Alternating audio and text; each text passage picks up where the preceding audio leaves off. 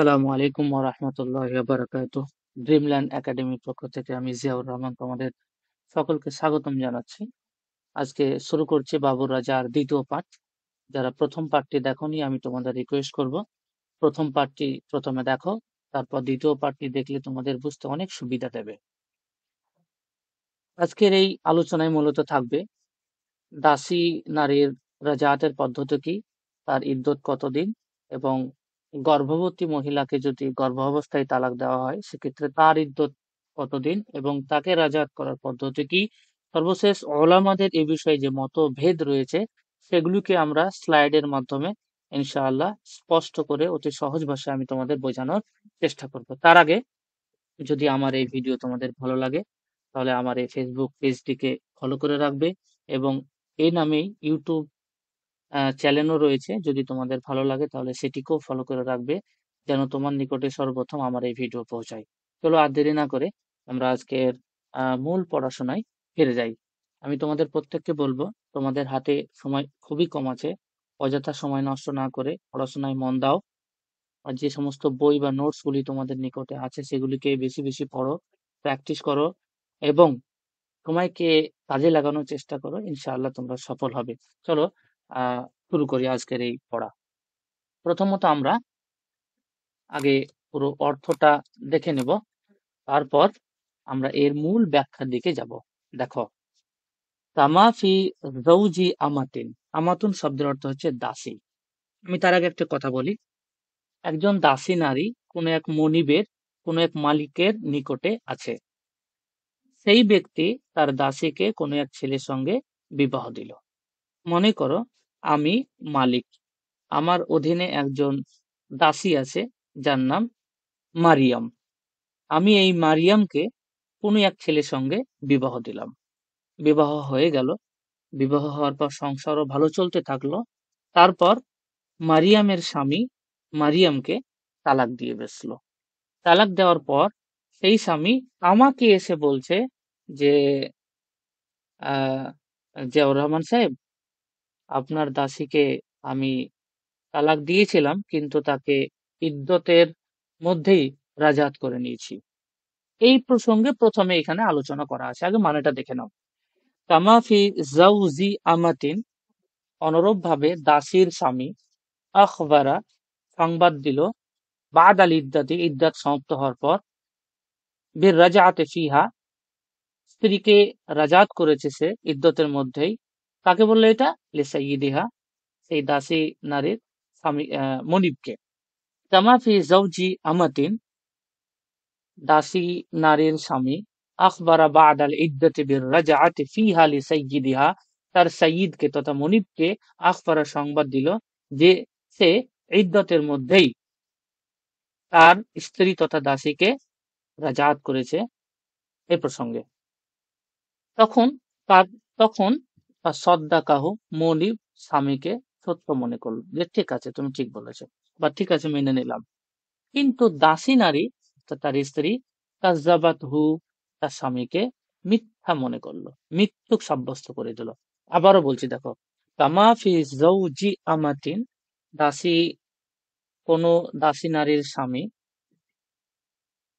আখবারা সংবাদ দিল লেসাইয়িদিহা, তার মনিবকে, বাদ আল ইদ্দাতি, ইদ্দাত সমাপ্ত হওয়ার পর, বের রাজাআতি ফিহা, যে সে ইদ্দাতের মধ্যেই তার স্ত্রী তথা দাসীকে রাজাত করেছে। তখন তাসাদ্দাকাহ, মনিব তথা মালিক ওই স্বামীকে সত্য মনে করলো, কিন্তু ওয়াকাজ্জাবাতহু, দাসী তাকে মিথ্যা মনে করলো। এক্ষেত্রে কাকে মানবো?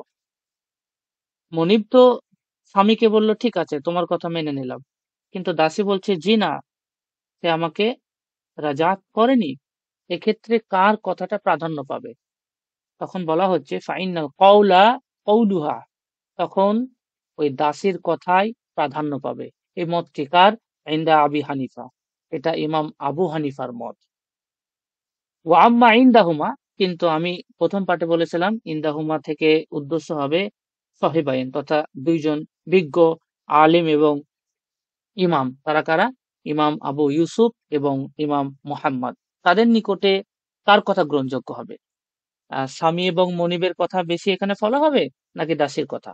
তাদের মতে আল কওলু কওলুল মাওলা, মনিবের কথা এখানে প্রাধান্য পাবে। অর্থাৎ স্বামী যে এসে মনিবকে জানিয়েছিল যে আপনার দাসী তথা আমার স্ত্রীকে ইদ্যতের মধ্যেই রাজাত করেছি, মনিব তাকে বলেছিল তুমি ঠিক বলেছ, কিন্তু স্ত্রী বলল না জি, আমাকে রাজাত করেনি। এক্ষেত্রে ইমাম সাহেবাইনের মতে মনিবকেই গ্রহণযোগ্য বলে মনে করা হবে, দাসের কথা শোনা হবে না। কিন্তু ইমাম আবু হানিফার মতে বললেন না, দাসের কথাই শুনতে হবে। কেন শুনতে হবে? কেননা ইদ্যত কবে শেষ হচ্ছে এটা নারীদের ব্যক্তিগত বিষয়, তারাই যেহেতু এটা গণনা করে, অতএব তারাই এটা বেশি ভালো বুঝবে। তাহলে প্রথম মাসলা কি দাঁড়ালো? একজন দাসী নারীর স্বামী তার মনিবকে ইদ্যত সমাপ্ত হওয়ার পরে গিয়ে বলল, জি আমি আমার স্ত্রীকে তথা আপনার দাসীকে ইদ্যতের মধ্যেই ফিরিয়ে নিয়েছি। তখন মনিব তাকে সত্যায়ন করলো, কিন্তু তার স্ত্রী দাসী তাকে অস্বীকার করলো। ইমাম আবু হানিফার নিকটে দাসীর কথা শোনা হবে, কিন্তু ইমাম আবু ইউসুফ এবং মোহাম্মদের নিকটে ওই মনিবের কথা শোনা হবে। প্রথম মাসলা সমাপ্ত। দ্বিতীয় মাসলা দেখো, আও কলা, অথবা ওই দাসী নারীর স্বামী বলল যে রাজাতুকি, আমি তোমাকে রাজাত করেছি। ফাকালাত, তখন ওই দাসী তথা তার স্ত্রী বলে উঠল, মাদাত ইদ্দাতি, আমার ইদ্যত তো শেষ হয়ে গেছে। ও আন করা, আর সে সময়তে আন করা এটা তাসনিয়া সেগা, তাসনিয়া মুজাক্কার গায়েবের সেগা। দুজন ব্যক্তি এখানে অস্বীকার করলো। দুজন ব্যক্তি কারা? আই আজ্জাউজু ও সাইয়্যিদু, সেই নারীর স্বামী এবং মনিব অস্বীকার করলো কথাটিকে। না, তোমার ইদ্যত শেষ হয়নি, তুমি মিথ্যা কথা বলছো। আমি আবারও বলছি, স্বামী তার দাসী স্ত্রীকে বলল যে আমি তোমাকে রাজাত করেছি। এখন স্ত্রী বলছে মাজত ইদ্দাতি, আমার ইদ্যত শেষ হয়ে গেছে। ও আনকারা, কিন্তু মনিব এবং স্বামী এই দাসীর কথাটিকে অস্বীকার করছে। আই আজ্জাউজু ওয়া সাইয়্যিদু, স্বামী এবং মনিব বিমাজইল ইদ্দাতি, ওই দাসী নারীর তথা স্ত্রীর ইদ্যত সমাপ্ত হওয়ার বিষয়ে অস্বীকৃতি জানাচ্ছে যে তুমি মিথ্যা কথা বলছো। তাহলে কার কথা গ্রহণযোগ্য হবে? এই ক্ষেত্রেও ইমাম আবু হানিফার নিকটে দাসের কথাই গ্রহণযোগ্য হবে, কিন্তু ইমাম ইউসুফ এবং মোহাম্মদের নিকটে মাওলা তথা মনিব এবং স্বামীর কথা গ্রহণযোগ্য হবে। এখানে আর ওই বিষয়টা দ্বিতীয়বার লেখেনি, ধরে নিতে হবে আগেরটাই। দ্বিতীয় মাসলা সমাপ্ত। তৃতীয় নাম্বার, তৃতীয় নাম্বার যেটা এখানে আলোচনা করা হয়েছে, যে আমরা প্রথম পাঠে পড়েছিলাম একজন স্বাধীন নারী যাকে ৩ তালাকের কম তালাক দেওয়া হয়েছে, তাকে ১ তালাক দেওয়া হতে পারে, তাকে ২ তালাকও দেওয়া হতে পারে। সেক্ষেত্রে কতদিনের মধ্যে তাকে রাজাত করতে পারবে স্বামী? স্বাধীন নারীর ক্ষেত্রে তার ইদ্যত হলো ৩ মাস। আমরা ধরেই নিলাম ৯০ দিন। যদি স্বামী স্বাধীন নারীকে ১ তালাক দেয়, তাহলে তাকে ৯০ দিনের মধ্যে ফেরত নিতে হবে, একে রাজাত বলা হচ্ছে। যদি ২ তালাক দেয়, তবুও ৯০ দিনের মধ্যে তাকে ফেরত নিতে হবে, একেই ইদ্যত বলা হচ্ছে। এখন ৯০ দিনের কোন দিনকে বা কোন সময়টাকে বলবো যে এই এই মুহূর্তে তার ইদ্যত শেষ হয়ে গেল? ৯০ দিনের ৯০তম দিনের সকালবেলা, দুপুরবেলা, সন্ধ্যাবেলা, না কখন? মানে ইদ্যতের শুরু তো বুঝতে পারলাম, শেষ হবে কোন সময়তে, এক্সাক্ট টাইমটা কি, ফিক্সটা কি, সেটা এখানে আলোচনা করা হয়েছে। ওয়াইন ইন কতা, যদি সমাপ্ত হয়, দামু আখিরিল ইদ্দাতি, তার শেষ হাইজের রক্ত যদি সমাপ্ত হয়ে যায়, আশারাতে আইয়ামিন, 10 দিনে। আমরা জানি নারীরা তাদের, আমাদেরও হয়, প্রত্যেক আল্লাহ তাআলার এক বিশেষ, এটা একটা সৃষ্টি। প্রত্যেকের ভিতরে পুরুষদের আহ, পুরুষদের এই বিষয়টা একটু আলাদা, নারীদের এই বিষয়টা একটু আলাদা। তাদের পিরিয়ডস হয়, মাসিক হয় প্রতি মাসে। এই মাসিক যে সার্কেলটা হাদিসের ভাষায় ন্যূনতম 3 দিন এবং ঊর্ধ্বতম হচ্ছে 10 দিন। 10 দিনের অতিরিক্ত পিরিয়ডস হতে পারে না, যদি হয় তাহলে সেটা অসুখ, সেটা তার একটা সমস্যা। তাহলে মনে করে নাও যে একজন নারীর সেই লাস্ট মাসে, অর্থাৎ লাস্ট যে পিরিয়ডস মাসিকটা, ওই দিনে বা ওই সার্কেলটায় 10 দিন ধরে তার পিরিয়ডস ছিল। তো যেদিন 10 দিন পূর্ণ হবে, সেদিন পূর্ণ হওয়া মাত্রই সঙ্গে সঙ্গে তার ইদ্যত সমাপ্ত। কিন্তু যদি তার ইদ্যত মনে করে নাও 5 দিনে সমাপ্ত হলো, মানে তার এই রক্ত 5 দিনে সমাপ্ত হলো, তাহলে চান্স থাকছে আবারও তার পিরিয়ড শুরু হতে পারে। কেন আমরা এর মোট সময়টা হচ্ছে 10 দিন। 10 দিনের আগে যদি ভালো হয় তাহলে দ্বিতীয় চান্স থেকে যায় যদি দেখা দেয়, যদি আবার দেখা দেয়। কিন্তু 10 দিন হয়ে গেলে যদি দেখা দেয় এ বিষয়টা থাকছে না। সেই জন্য 10 দিন কি আমরা ঊর্ধ্বসীমা ধরবো। মনে করো না 20 তারিখে তার পিরিয়ড শুরু হলো, 20 তারিখ থেকে নিয়ে 30 তারিখ, এটা 10 দিন সময়, তাহলে 30 তারিখের দিন তার ইদ্যত সমাপ্ত হয়ে যাবে। কিন্তু 20 তারিখ শুরু হয়ে 25 তারিখ শেষ হচ্ছে, তাহলে আমরা কি ওই 25 তারিখে তার ইদ্যতের শেষ সময় ধরে নেব? না। কেন ধরবো না? কেননা 10 দিন হতে পারে, তাহলে আরো সময় আছে, বা হতে পারে যে দ্বিতীয়বার ফিরে আসতে পারে পিরিয়ডস। এই জন্য এক্ষেত্রে একটু নিয়মটা আলাদা হবে। নিয়মটা কি হবে মানেটা আগে দেখে নাও। ওয়াইন ইন কতা দা মুআখির ইদ্দাতি, শেষ হাইজের রক্ত যদি সমাপ্ত হয়ে যায় লিআশারাত আইয়াম, 10 দিনে, তাহলে যেদিন শেষ হচ্ছে, যেই মুহূর্তে শেষ হচ্ছে, শেষ হওয়ার সঙ্গে সঙ্গেই তাম্মাত, তার ইদ্দত কমপ্লিট। আর যদি ওয়া ওলি আকাল্লা মিনহা, 10 দিনের কমে শেষ হয়ে যায় পিরিয়ডস, লা, তাহলে শেষ হওয়া মাত্রই তার কিন্তু ইদ্যত শেষ হয়নি এখনো। তাহলে কতক্ষণ বাকি আছে আর? হাত্তা তাগতাসিলা, যতক্ষণ না সে গোসল করছে। দেখো 10 দিন পিরিয়ডস হলে গোসল করার প্রয়োজন নেই, শেষ হওয়া মাত্রই হয়ে গেল তার পবিত্র। কিন্তু 10 দিনের আগে যদি ভালো হয়ে যায় তাহলে তাকে অপেক্ষা করতে হবে যতক্ষণ না সে গোসল করছে। গোসল করার আগে গিয়ে স্বামী যদি বলে তোমাকে আমি রাজাত করলাম, তাহলে রাজাত হয়ে যাবে। কিন্তু সেই সেই মাসটাই তার 10 দিন পিরিয়ড হয়েছিল, শেষ হওয়ার পর গিয়ে যদি স্বামী বলে যে তোমাকে আমি রাজাত করলাম, হবে না, কারণ ইদ্যত সমাপ্ত হয়ে গেছে। এটাই পার্থক্য। ওয়ালি আকাল্লা মিনহা, 10 দিনের কমে যদি পিরিয়ডস হয়, লা, তাহলে তার রাজাত, তার ইদ্যত এখনো শেষ হয়নি।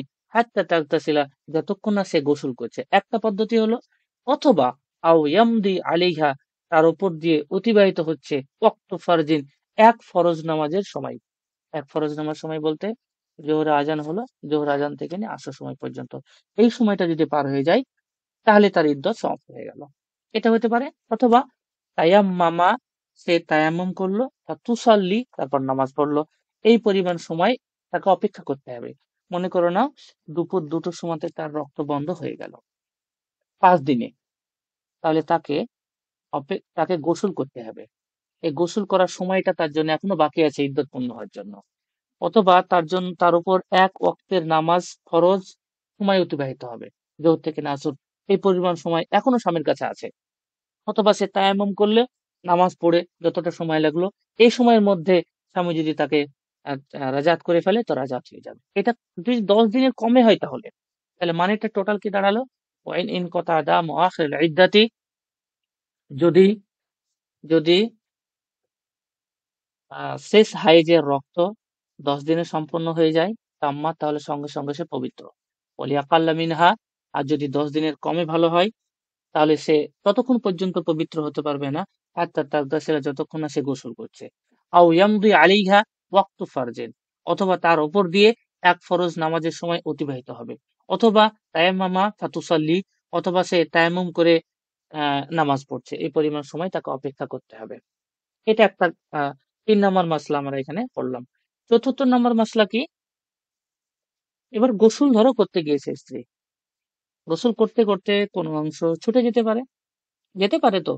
ওয়ালাউ নাসিয়াত গুসলা উজবিন, যদি সে গোসল করতে গিয়ে এক অংশ ভুলে যায়, গোসল করতে গেল, গোসল করতে গিয়ে এক অংশ, গোসল করতে সে এক অংশ ভুলে গিয়েছে গোসল করতে, তাহলে পারে হয়তো স্ত্রী গোসল করে নিয়েছে কিন্তু দেখা যাচ্ছে যে একটা অংশ গোসল করতে সে ভুলে গিয়েছে, ছুটে গিয়েছে।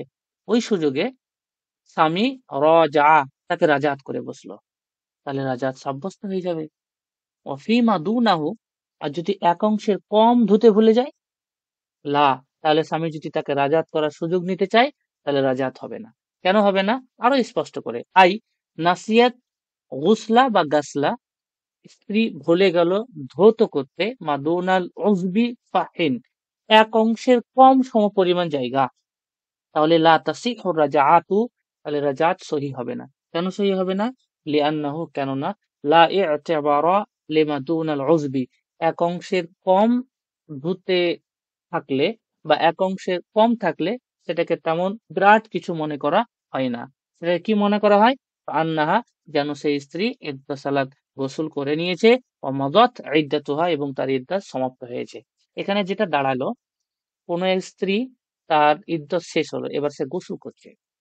গোসল করতে গিয়ে এক অংশ গোসল করতে ধুতে ভুলে গিয়েছে। এই সুযোগে যদি স্বামী বলে তোমাকে আমি রাজাত করলাম, তাহলে রাজাত হয়ে যাবে।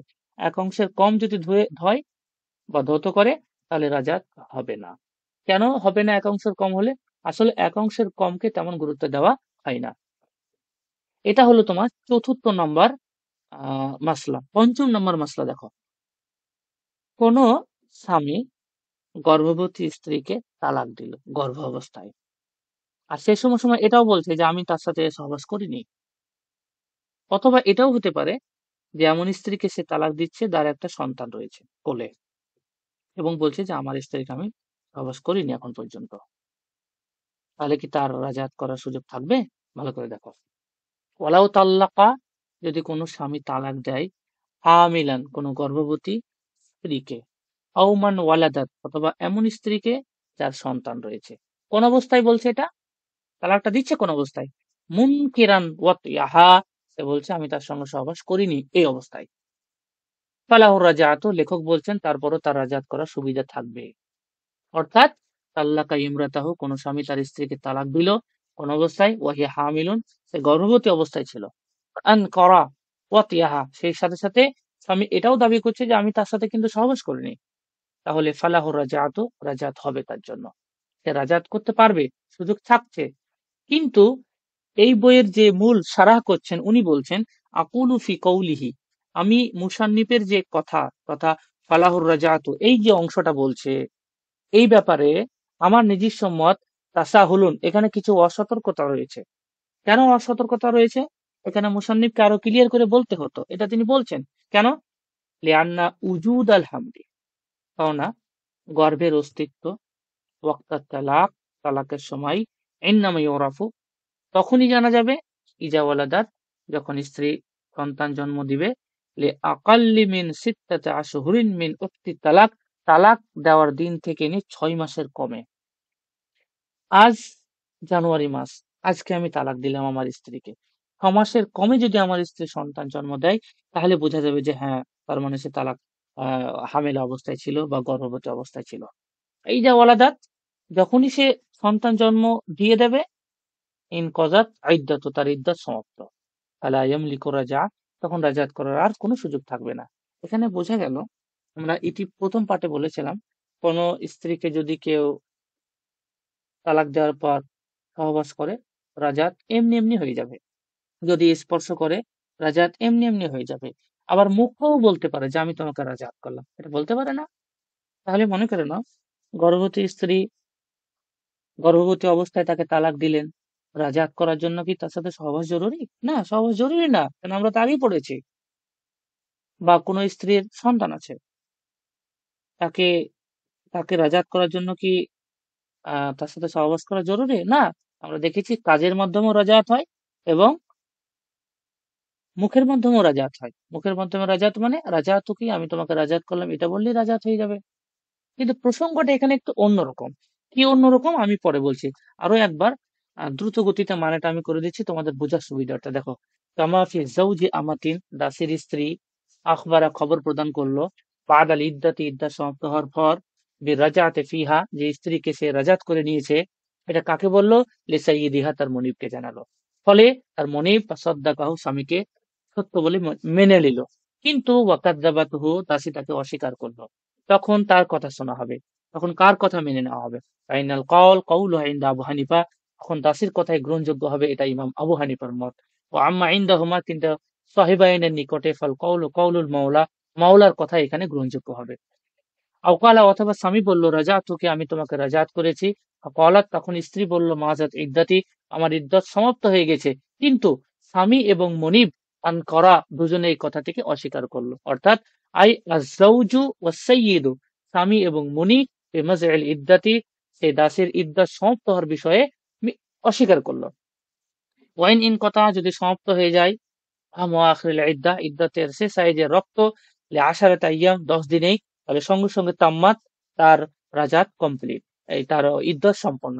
বলি আকাল্লা মিনহা, যদি 10 দিনের কমে ভালো হয়, লা তাহলে ততক্ষণ পর্যন্ত সে তার ইদ্যত সমাপ্ত হচ্ছে না, হাত্তা তাগতাসিলা যতক্ষণ না সে গোসল করছে, অথবা আও ইয়ামজি আলাইহা ওয়াক্ত ফারজিন, এক ফরজ নামাজ সময় অতিবাহিত না হচ্ছে, অথবা আও তায়াম্মামা বা তুসাল্লি, তায়াম্মাম করে নামাজ না পড়ছে, এই পরিমাণ সময় তখনও তার অবশিষ্ট থাকছে, তারপরেই তার ইদ্যতটা শেষ হবে। ওলাউ নাসিয়াত, গাসলা অথবা গুসলা দুটি পড়তে পারো, গাসালা গাসালা ইয়াগসিলু, মাজদার গাসলুনও হয় গুসলুনও হয়।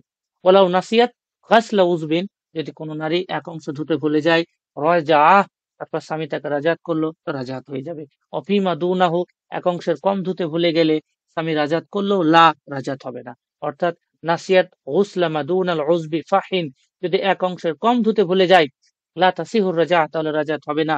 এই জন্যই হবে না, লিআন্নাহু লা ইতাবারু লিমা দুনাল উজবি, এক অংশের কম ধোয়াকে তেমন গুরুত্ব দেওয়া হয় না, তেমন বিরাট কিছু বিবেচনা করা হয় না। সুতরাং ফাকাআন্নাহা, যেন স্ত্রী ইগতাসালাত গোসল করেই নিয়েছে, ও মাদাত ইদ্দাতুহা, তার ইদ্দত সমাপ্ত হয়ে গিয়েছে।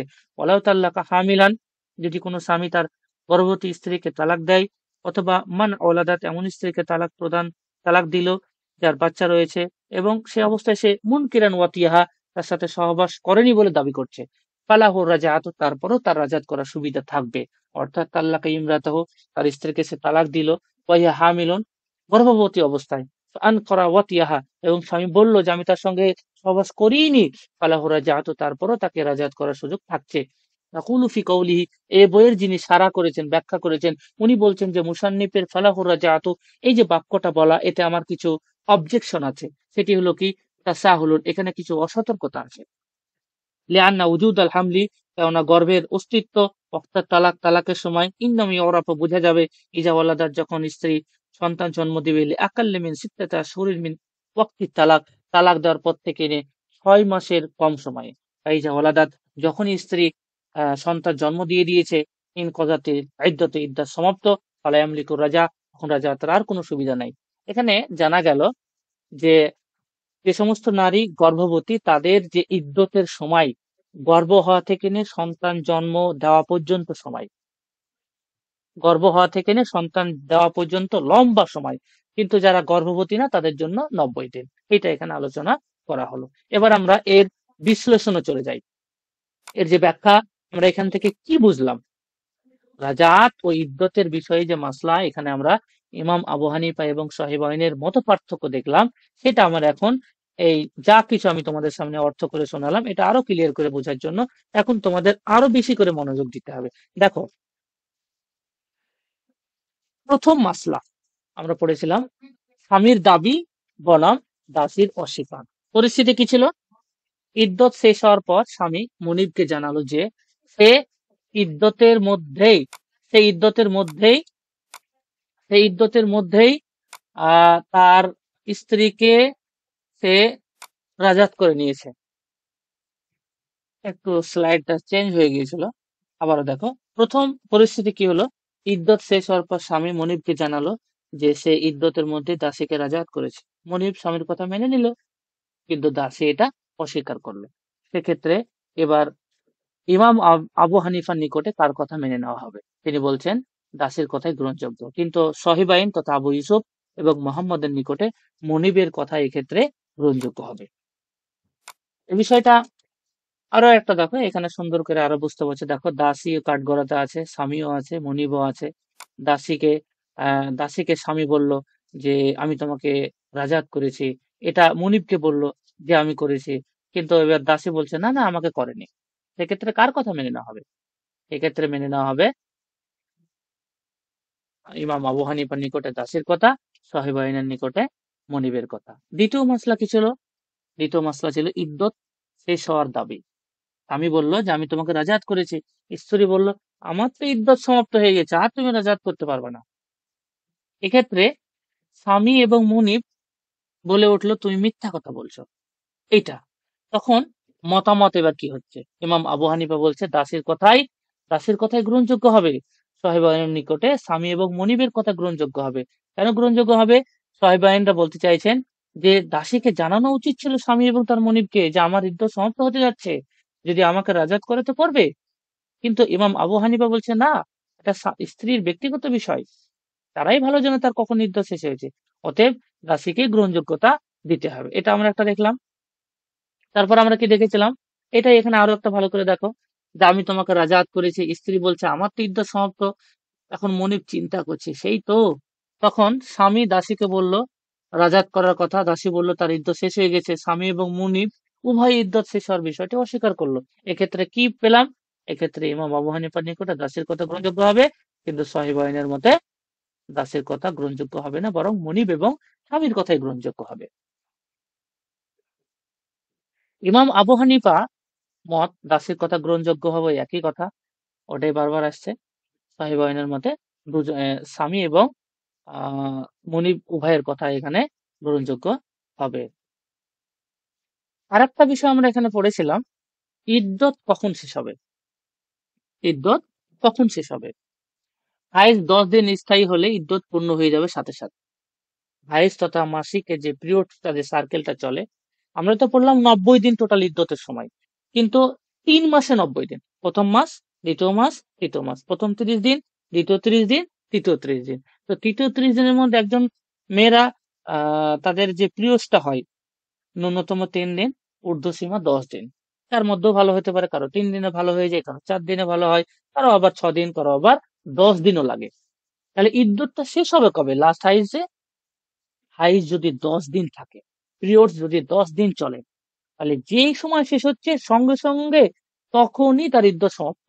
আর স্বামীর সুযোগ থাকবে না তাকে রাজাত করার। কিন্তু হাইজ যদি 10 দিনের কমে হয়, তাহলে ইদ্যত পূর্ণ হবে না যতক্ষণ না স্ত্রী গোসল করছে, যতক্ষণ না এক ফরজ নামাজের সময় অতিবাহিত হচ্ছে, যতক্ষণ না স্ত্রী তায়াম্মুম করে নামাজ আদায় করে। তার মানে সময় আছে।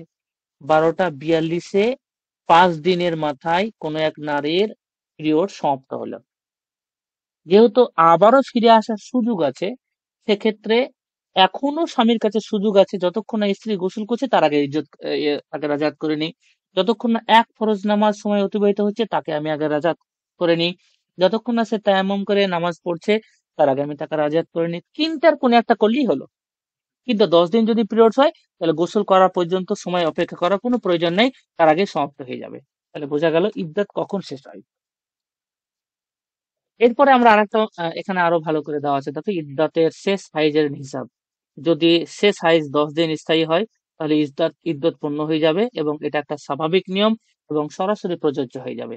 ইদ্যত যদি 10 দিনের হাইজ যদি 10 দিনের কম হয়, তাহলে ইদ্যত পূর্ণ হবে না যতক্ষণ না নিম্নলিখিত তিনটির কোনো একটি ঘটে যায়।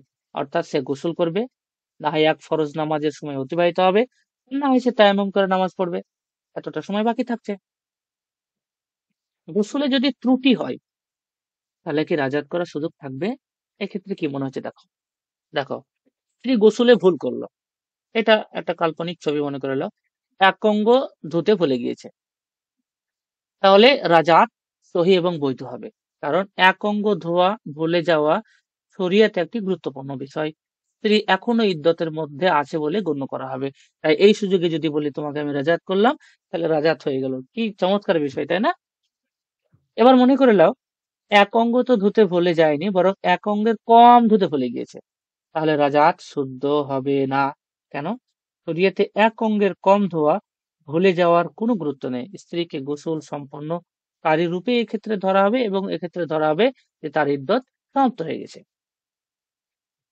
ওই একই বিষয় বলা হয়েছে, গোসল এবং রাজাতের সম্পর্কে। এক অঙ্গ ভুলে গেলে রাজাত সহি হবে, এক অঙ্গের কম ভুলে গেলে রাজাত সহি হবে না। এক্ষেত্রে স্ত্রীকে গোসলকারী রূপে ধরা হবে না যদি এক অঙ্গ ভুলে যায়, তাই ইদ্যত তার শেষ হয়নি। এবং এক্ষেত্রে যদি স্বামী রাজাত করে, তাহলে রাজাতের বৈধতা থাকছে। কিন্তু এক অংশের কম যদি রাজাত করে, ধুতে ভুলে যায়, তাহলে রাজাত হবে না। শরীয়তে এক অঙ্গের কম ভুলে যাওয়ার গুরুত্ব নেই। স্ত্রীকে গোসলকারী সম্পূর্ণ করেছে বলেই ধরা হবে এবং এক্ষেত্রে তার ইদ্যত শেষ হয়ে গেছে বলেই ধরে নেওয়া হবে। মূলনীতি কি? পূর্ণ এক অঙ্গ না ধোয়া হলে গোসল অসম্পূর্ণ, এর কম হলে গোসল পূর্ণ হয়ে গিয়েছে। এটা মেনে নিতে হবে মূলনীতি। আরেকটা মশলা আমরা এক্ষেত্রে পড়েছিলাম, যে গর্ভবতী স্ত্রীকে যদি তালাক দেয়, তাহলে তাকে রাজাত করার পদ্ধতি কি এবং গর্ভবতী স্ত্রীর ইদ্যতের সময়সীমাটা কি। যারা গর্ভবতী না তাদের ইদ্যতের সময়সীমা তো 3 মাস 90 দিন। কিন্তু যদি কেউ গর্ভবতী হয়, তাহলে তার কতদিন সময় আছে তার কাছে? তার সময় হচ্ছে যতদিন না সে সন্তান প্রসব করছে। গর্ভবতী যেদিন হয়েছে সেই দিন থেকে নিয়ে তার সন্তান ভূমিষ্ঠ হওয়ার পর্যন্ত এই পূর্ণ সময়টাকে তার ইদ্যত বলা হয়। সে চার মনে করে নাও যে 7 মাসে পেটে থাকা পর্যন্ত, 7 মাসে বাচ্চা ছিল সেই সময় স্বামী তাকে তালাক দিয়েছে, আর আহ, ঠিক 2 মাস পর সে বাচ্চা প্রসব করে দিল, তাহলে 2 মাসে ইদ্যত খতম। মনে করে নাও যে আগামী ডিসেম্বর মাসের 20 তারিখ তার ডেলিভারি হওয়ার ডেট আছে, আর আজকে 11 তারিখ, আজকে ডিসেম্বর মাসের 11 তারিখ, সে তার স্ত্রীকে তালাক দিয়ে দিল। তাহলে এই মাত্র আর এই কয়েকদিন সময়, 1 সপ্তাহ, এই 1 সপ্তাহের মধ্যে যদি রাজাত করে তো করবে, না হলে খতম, কারণ ইদ্যা সমাপ্ত। তার মানে যতক্ষণ না সে সন্তান জন্ম দিচ্ছে ততক্ষণ পর্যন্ত লম্বা একটা সময় তার একটা ইদ্যতে ফিক্স থাকছে। গুরুত্বপূর্ণ বিষয়টা কি, মুসান্নিফ বলেছেন যে গর্ভ অবস্থায় তালাক দিলে সময়সীমা থাকবে কয় মাস? 6 মাস। 6 মাস কেন বলছি? একজন নারীর ন্যূনতম 6 মাসের নিচে একজন সন্তানকে জন্ম দিতে পারে না। ঊর্ধ্বসীমা 9 মাস, নিম্ন সবচেয়ে ন্যূনতম সময় হচ্ছে 6 মাস। 6 এবং 9, 6 মাসেও কারো বাচ্চা হয়ে যায়, কারো 7 মাসও হতে পারে, কারো 8 মাসও হতে পারে, কারো আবার 9 মাসও হতে পারে। তো ন্যূনতম 6 মাস পর যদি বাচ্চা জন্মগ্রহণ করে, তাহলে বুঝে নিতে হবে যে স্বামী যে বলছে না যে তাকে গর্ভাবস্থায় তালাক দিয়েছে, এটা ভুল বলছে। কেন ভুল বলছে? কারণ বাচ্চা তো হলো 7 মাস। তো 7 মাসে তো বাচ্চা হতে পারে, কিন্তু 6 মাসের কমে বাচ্চা হতে পারে না। ধরো কারো 3 মাসে বাচ্চা হয়ে গেল, তাহলে পরে স্বামী যে দাবি করেছিল আমি তাকে তালাক, এই গর্ভাবস্থায় তালাক দিয়েছিলাম, তাহলে এই কথাটা সত্য হলো কেন? 3 মাসের পর বাচ্চা হলো। তার মানে সে যখন তালাক দিয়েছে তখন সে গর্ভাবস্থায় ছিল। অতএব যতক্ষণ না সে সন্তান জন্ম দিচ্ছে ততক্ষণ পর্যন্ত পূর্ণ সময় রয়েছে তাকে ফেরত নেওয়ার। এটাই এখানে বলা হচ্ছে। সন্তান জন্ম নিলে ইদ্যত সাথে সাথে শেষ হয়ে যায় গর্ভবতী স্ত্রীদের, এটা তো আমরা জানলাম। এবার বিষয়টা দেখো যে গর্ভবতী স্ত্রী ইদ্যত এবং রাজাতের বিধান, এই বিষয়টা আরো ভালো করে এখানে আমি তুলে ধরার চেষ্টা করেছি। গর্ভবতী স্ত্রী ইদ্যত কতদিন? গর্ভবতী নারীর ইদ্যত সন্তান জন্ম দেওয়া পর্যন্ত। এটা কোথায় লেখা আছে? সূরাতুত তালাকের 6 আয়াত নম্বর 6, এটা পেয়ে যাবে তোমরা। আমি 6 মাসের কথা এখানে এখানে উল্লেখ হলো, কারণ কি? দুটি কোরআনের আয়াত থেকে এটা হিসাব না হয়েছে। গর্ভ এবং দুগ্ধপানের সময়সীমা মাত্র 30 মাস।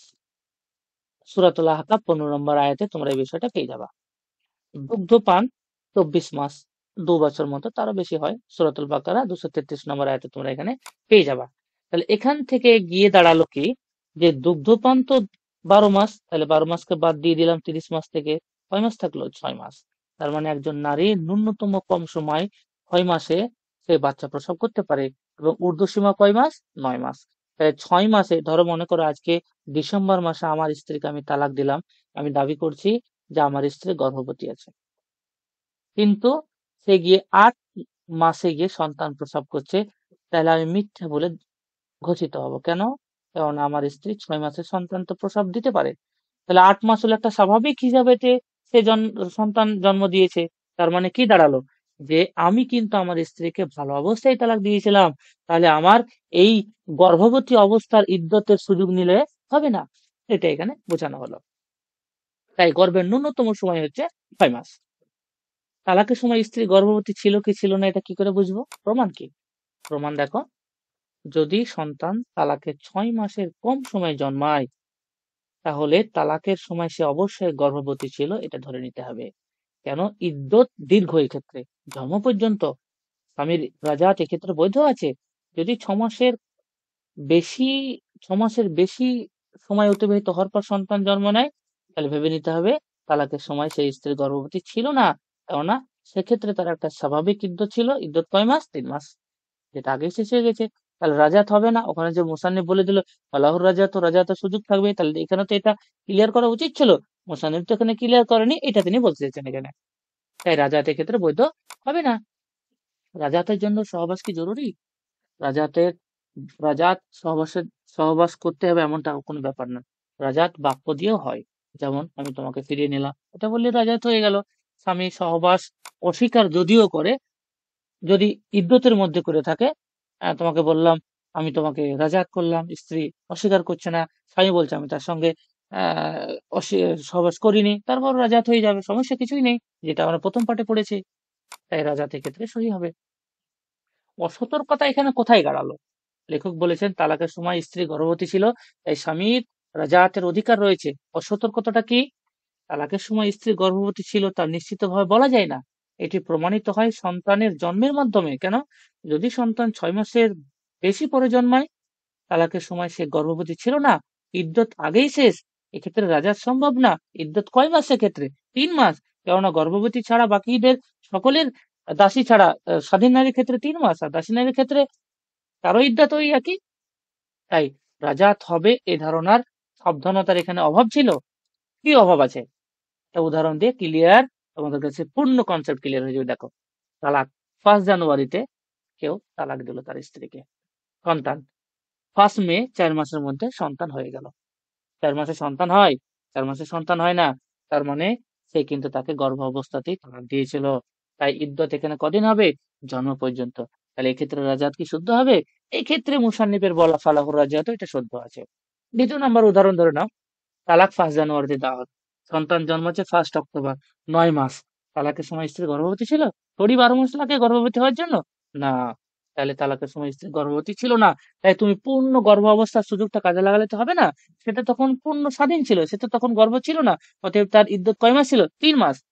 তাই ইদ্যত অনেক আগেই শেষ, রাজা শুদ্ধ হবে না। মূল বার্তা কি বুঝলাম? রাজাতের জন্য সহবাস প্রয়োজন নেই। মূল শর্ত ইদ্যতের ভিতরে থাকতে হবে। গর্ভের প্রমাণ আছে 6 মাসের নিয়ম থেকে। তাই তা অতিরিক্ত হয়ে গেলে রাজাত বাতিল হয়ে যাবে। মূল শিক্ষা এবং সারসংক্ষেপে আমরা এখানে কি বুঝলাম?